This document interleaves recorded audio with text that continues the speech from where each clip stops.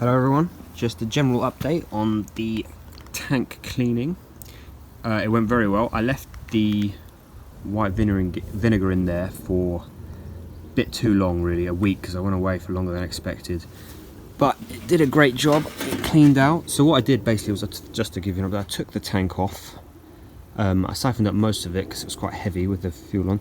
Took the tank off, and then I pretty much poured it all out, and then flushed it 30 times with the flushed it 30 times with that. Got all the bits and bobs out, and then, as you can see in there, I'm not sure you can see that, it's extremely clean. So and the beauty of today being such great weather is that the heat from the sun is allowing all the moisture to evaporate. And so there's the old fuel pump. That's knackered, very rusty. The new one's going to go on, fill up with fuel, and it should be fine. Now the fuel tank is completely dry because it's been sitting in the sun for hours. It is time for the new fuel pump. Old fuel pump, new fuel pump, all important seal. Pop that back there. I have not put any particular kind of sealant cleaner on that seal. I've just cleaned it off. It's nice and dry. That's it, that's enough. So, and it looks really nice and fresh. New fuel pump back in. It can be quite confusing to know which way this goes back in, because you can see there's 5 screw holes, 5 holes on the pump. Which way around does it go? But I seem to remember with the Suzuki emblem, this way up, or this way rather. Can be a bit of fiddle to put in, but it will go eventually.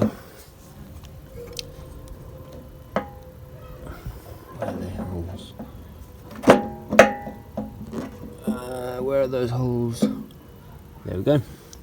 So stick those 5 hex bolts back in, and we should be good to go. I went to get some fresh petrol, because part of the problem with it being the fuel pump getting knackered and the tank getting rusty inside was that I didn't have any fuel in there, which is stupid really. So I'm going to actually fill it up once I got it going with the smaller amount of petrol I did buy in the jerry can. Fill it right to the top, make sure it doesn't happen again. Lesson learned. Well, I knew it already, but I don't know why. Anyway, don't be a cheapskate, maybe that's the rule. Right, the heat shield is back on. If you're wondering actually which way the fuel pump goes back on, there's a cutout here for the fuel line, so that's obviously the way it goes back on. The cutout is on the heat shield. These little clamps hold the heat shield in place. There you go. The moral of this video is generally that cleaning out your tank with white vinegar really does work. The main thing that I learnt is don't leave it in there in your tank for a week. It's fine, it's just it gets a bit much, gets all gunky, it's too much. I'd say 24 hours is fine, especially if your tank is not that bad. As you can see in the previous video, it really isn't that bad. So leave it in there 24 hours, flush it out, make sure it's nice and dry. If it's not a nice warm day, I recommend leaving a hairdryer in there, because there won't be any petrol in there, there's nothing flammable.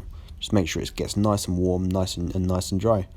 Thanks for watching, and please subscribe, like, comment. See you soon.